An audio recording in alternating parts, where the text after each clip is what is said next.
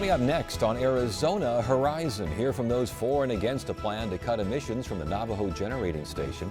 The Heart Ball is coming up. We'll hear more about this traditional event to fight heart disease, and we'll get a video tour of a sustainable solar house. Those stories next on Arizona Horizon. Arizona Horizon is made possible by contributions from the Friends of Eight, members of your Arizona PBS station. Thank you. Good evening and welcome to Arizona Horizon. I'm Ted Simons. U.S. Airways and American Airlines today announced a deal with the Justice Department that clears the way for the two companies to merge. Under the deal, the airlines agreed to divest takeoff and landing slots and gates from several airports. Settlement also calls for hubs to be maintained for 3 years at a number of other airports, including Phoenix Sky Harbor. Today's settlement means that the air carriers can wrap up their merger by next month. The Environmental Protection Agency has proposed new rules to reduce emissions from the Navajo Generating Station near Page. Owners of the plant say the rules will cost upwards of $1.1 billion and would force the plant to shut down. Much of the electricity from the facility is used to pump water uphill for the Central Arizona project. CAP is included in a working group that's proposing an alternative option to the EPA's emission cutting plan. We'll hear from a supporter of the EPA rules in a moment, but first we welcome CAP General Manager David Modir. Good to see you again. Thank you so much for joining us. Good to see you, Ted. Pleasure to be here. All right, the EPA rules, your alternative plan. You got two different ideas here. Compare and contrast. Well, they're very similar in that the EPA in their original rule that was published in February set a total cap on the amount of emissions, nitrous oxide emissions that are the haze-causing compound, over the expected life of the plant, which was to the year 2044. So there's a tonnage limit under their proposed rule. They gave two different proposals for it, and then they opened the door and said, if you can come up with a plan that is better than the limit that we have set, we will consider that as potentially a final rulemaking.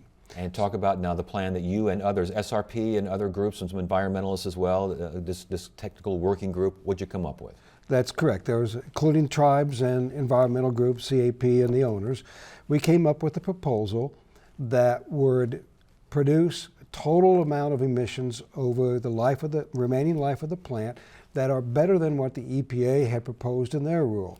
And part of that is due that we agreed to shut down one of the units of the three at Navajo Generating Station between up now and up to 2028. And at that period of time, we'll evaluate the output of the plant and have the potential to install what the EPA proposed in their original rule, which is selective catalytic reduction units, which would have been at this time about $1.1 billion if we had to put bag houses and that on. It sounds like your alternative plan just delays some things more than the EPA plan. Accurate? It delays the need to put on the expensive emissions controls, but at the same time that it delays that, over that period of time before those have to be put on, we will produce a lot less emissions than would have been if all three units were operating. And the idea, again, by 2044, the entire plant could shut down. The tribes could still run the plant, though. There's still an option there, correct?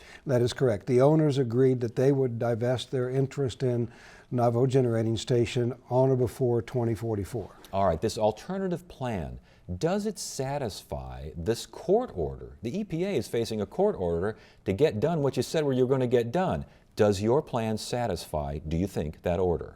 Absolutely, it satisfies it. It's better than what the EPA had proposed in terms of emissions controls on that. So it completely satisfies the responsibilities that the EPA has under the Clean Air Act. And the court order again says that they must use the best available technology in terms of addressing this issue. Talk to us about that. Talk to us about how your plan, this new alternative plan, addresses that. Okay. Best available technology is related to what technology is out there that you could use or be required to use in order to control emissions from the plant. What the EPA had determined was that a process called selective catalytic reduction units would be required to be installed in order to meet their standards. That was what today is the state of the art in terms of controlling emissions. But the rule that the EPA proposed doesn't necessarily require you to install that. It requires you to meet an emissions limit. And under their aspect of the rules that they posed, only SCR, selective catalytic, could meet that limit. If you could come up with a better proposal in order to stay within the cap that the EP proposed, they would consider that. And the owners and all of the interests, environmental and tribes, got together and said, we're going to work together and see if we can come up with a proposal that is better than what the EPA says is required under the Clean Air Act for them. And we were able to accomplish that and came to a consensus of how we could do that. It's a two-stage process. Up until the year 2028 or 2029, we would stay below the cap that the EPA has set by shutting down one of the 3 units. When would that unit shut down? That will shut down in 2020, January 1, 2020. Okay, and that would cut how much in terms of emissions? Oh gosh, now you're asking me to remember numbers. Like maybe 33% something? I saw something along those lines. Around that number in combination with the emissions reductions that have already been achieved by the installation of the low NOx burners a few years earlier. And my impression is that it would shut down if this 33% or whatever that number is were met. If all 3 have been reduced to that 33% level, then all 3 could stay open, or does that thing shut down one? I think the owners would make the choice to shut the plant down if it was not an economical operation in order to get a return on their investment of it. And that's been the problem with the EPA's original proposal.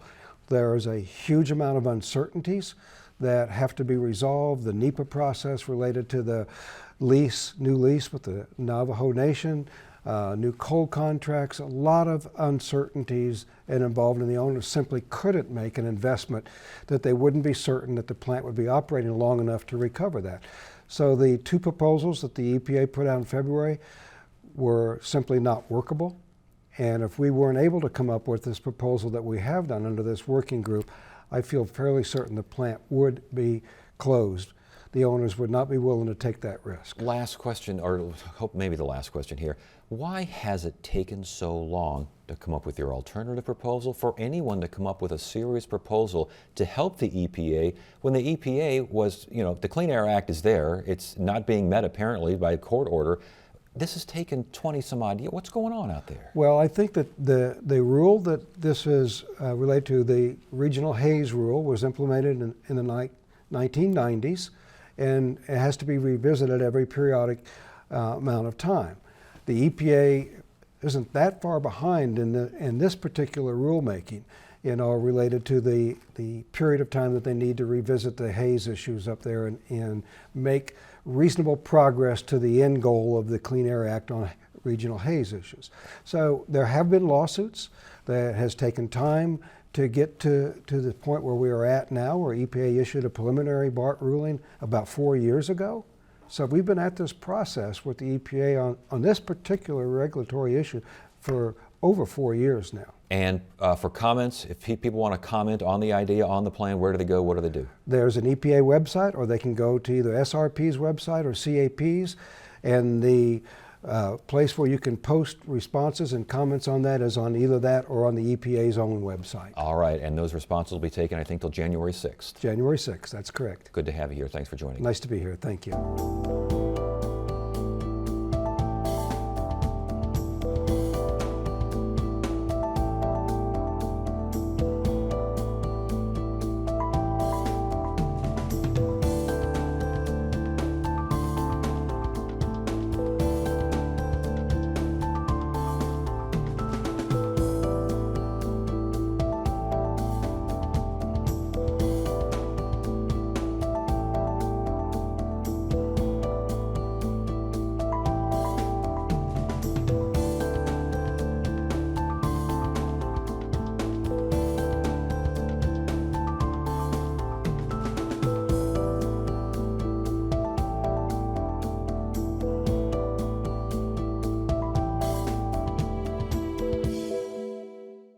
Get the inside scoop on what's happening at Arizona PBS. Become an 8 Insider. You'll receive weekly updates on the most anticipated upcoming programs and events. Get the 8 Insider delivered to your email inbox. Visit azpbs.org to sign up today. Here now to speak in favor of the EPA plan to reduce emissions from the Navajo Generating Station is Marshall Johnson of Tohono O'odham Ana, a grassroots Navajo environmental organization. I apologize for mispronouncing that, but I'm very glad to have you here and for making the trip down here. I do appreciate it. Thank you so much for being here. We just heard CAP talk about this alternative proposal to the generating station. Why is the EPA idea a better one? I think even though health is not emphasized in the ruling, it does minimize the health risk. The pollution, what the generating station emits. You know, we have health issues, or respiratory, and that's what is being.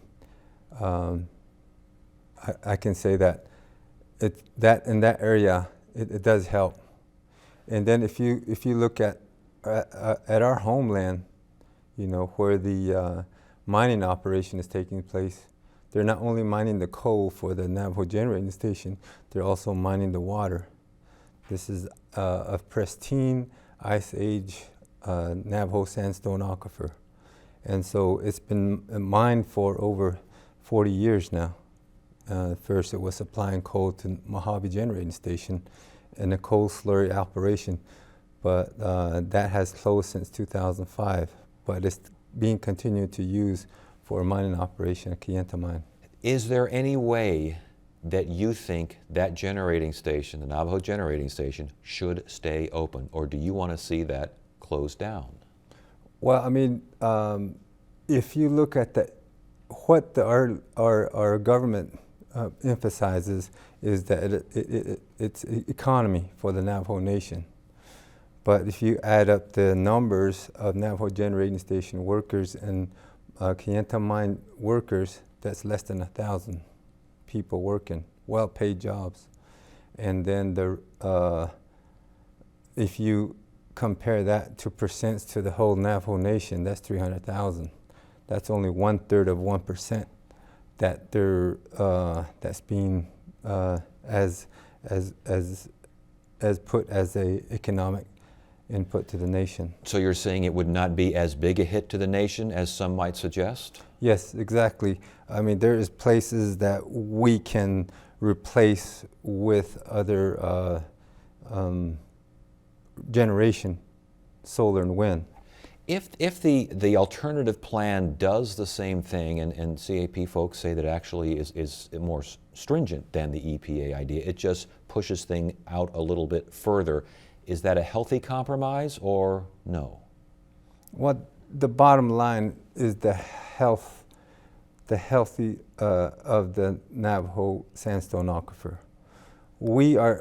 They are agreeing to continue for this operation to continue another, 25 years after 2019. Mm-hmm. But if you look at, this is taken on Black Mesa. Okay. These are subsidence and earth fissures that are taking place right now. The reason why the Central Arizona Project was built was due to overdraft of their aquifers here in the valley in Picacho Peak, 1930s. Yes. So this is happening there right now. And that's the health that has to be really emphasized in this whole operation. The Navajo Sandstone Aquifer is the headwaters of Central Arizona Project. The Central Arizona Project, though, says that they get most of their electricity from that station. You lose that generating station, you lose the ability to pump water uphill, and the CAP is in a world of hurt, as are a lot of folks down here who depend on that water. How do you respond to that? We are in a world of hurt right here. Our springs are not producing on the mesas anymore, so we have to go to community wells to haul our barrels, water tanks, to bring water from the community wells to our animals anymore. At the rate that we pay per 1 acre foot is $3,258 per acre foot. Mm. And that's the highest rate in the whole Southwest. With that in mind, is there a compromise between what you're looking at, the EPA? Let's talk about the EPA, because it sounds like even the EPA is probably not the best as you can see it, but it's the best for now. Is there a compromise between that and anything else? EPA is doing something not to the top. How can I say? EPA is doing something on our behalf. There is little protection, but not to a point where it's going to protect the Navajo Nation and the Hopi Nation to a point where it's only going to delay. What the ruling is taking place is only buying time to comply. Mm-hmm. So it's they're adding another 10 years while other generating stations are they're acting to put their SCRs on their power plants in 5 years, while Navajo generating stations being delayed. From where you stand, your ideas, are they the most prevalent? Are they, how is this dividing the nation? What are you hearing up there? It's only the emphasis that they put on allowing NGS to continue is just the jobs. But if you give the numbers, they're only looking at the wages and the payouts of what that's the number that they're given.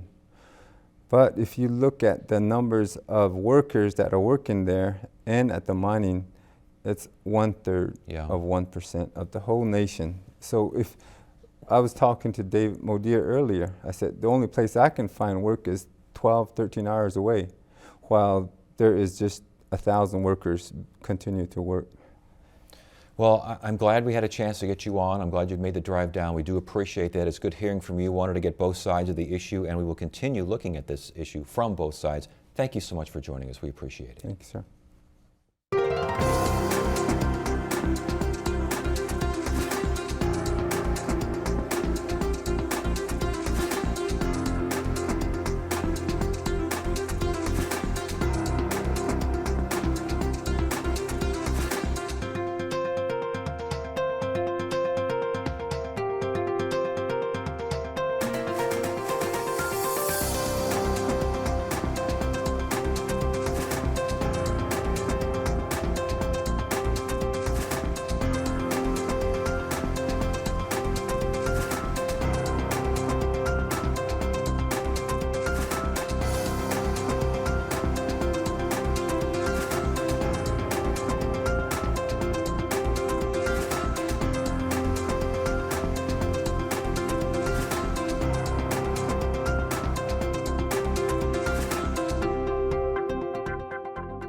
Since 1959, the Phoenix Heart Ball has been held to raise money to fight heart disease through education, prevention, research, and heart-healthy programs. Susan Doria is the chair of the Phoenix Heart Ball. Good to see you here. Thanks for joining us. Thank you, Ted.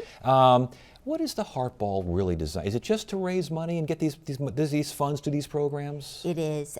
For 54 years now, we've been raising awareness of heart disease and then raising money to support the programs of the American Heart Association here in our valley. Some of those programs, describe them for us. Oh, very important programs. The cornerstone of the AHA work is research, and we've been very fortunate in Arizona to have at any one time 18 different research projects funded by the American Heart Association at our hospitals and our universities.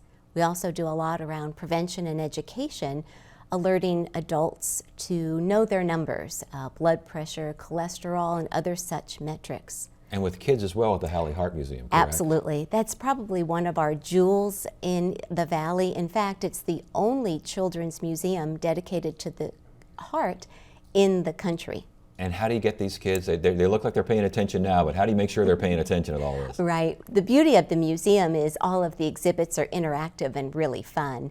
And so they go in and they actually are shopping for food. They're learning about fat content and sugar. And we've received letters where the children are going home and telling their families and their moms when they're going to the grocery store, no, not to buy that, and need to buy more fruits and vegetables. And now an honoree this year, the Hellies will be among those honored? Yes, we're delighted. Bruce and Diane, who are the namesake for the Children's Museum, are being honored by the Western Region of the American Heart Association as the Philanthropist of the Year. And Dr. So Ted Dietrich will also be we have honored. a second honoree, and we are honoring Dr. Dietrich with a Lifetime Achievement Award in cardiovascular science and medicine. With all this event, and it seems like it's as much a celebration as it is a fundraising event. It's absolutely a celebration. But with that going on, are we getting the message about heart disease out there? Is that getting through to people? We absolutely are. We are making strides in awareness, in improvement in some of the early indicators of heart disease, and yet we still have much work to do. It remains the #1 killer of adults. Stroke is #4, and more frighteningly lately is what's happening with children. And for the first time, we're facing a generation that might not outlive their parents, and that's scary. Because what we're seeing is in young children significant rates of obesity and childhood diabetes. All right. Well, with that in mind, obviously the work still needs to be done. Yes. When is the Heart Ball? If people want to learn more about it, where do they go? Our website is the best place to go, and that's phoenixheartball.org. The event is November 23rd. It's the Saturday before Thanksgiving. We like to say it starts the season of gratitude. And the evening is all about gratitude for our donors who support us so loyally. Well, we thank you so much for being here, and good luck with the event. Congratulations, 59 years, my goodness, and that Halley Heart Museum is really a revelation. Congratulations on that as well. Thank you, Ted. Thank you.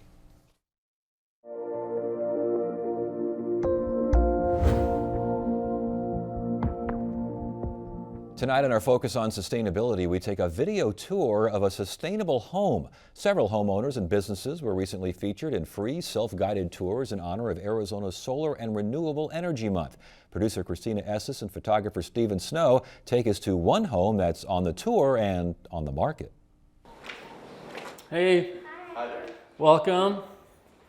I'm Dusty. It's a greeting Dusty Bedrero will say again and again. But he doesn't mind repeating the specs of this prototype. So the master bathroom is definitely the larger of the two. And it's shared space with the laundry room here behind these draw curtains. That keeps an extra wall out of the house and keeps all of your wet surfaces kind of in one convenient spot. As the general contractor for this 2-bedroom, 2-bath, 1,500 square foot home, Bedrero had to make sure everyone involved stayed focused on simplicity and sustainability. Are these squares or are those just etched? So there's not any windows on the east or west facades of the house, because that's where you get a lot of intense morning and afternoon sun. So the windows are oriented on the north and the south facades of the house.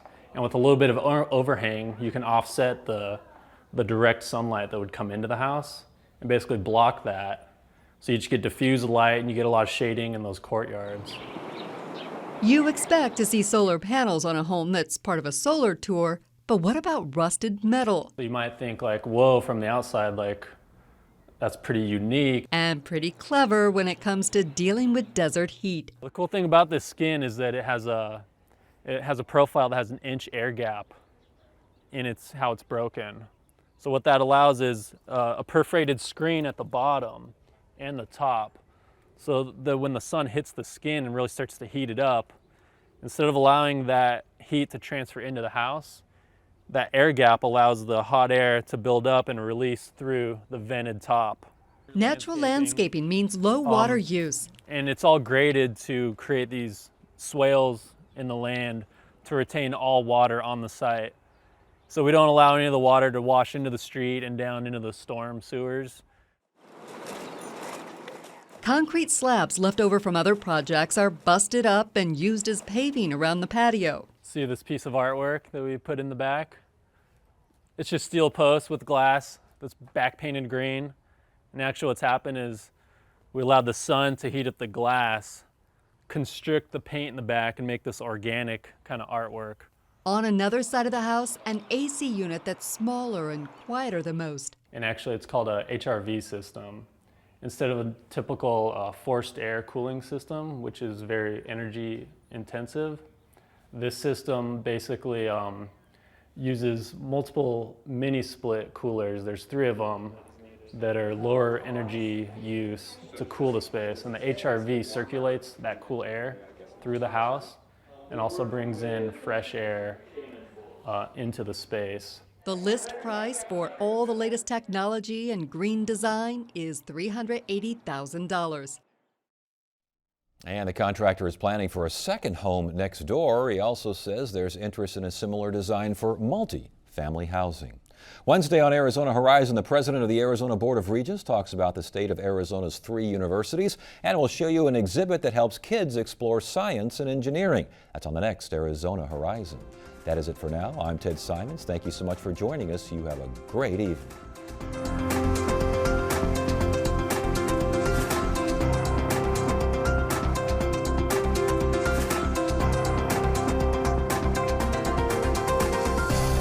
Arizona Horizon is made possible by contributions from the Friends of 8, members of your Arizona PBS station. Thank you.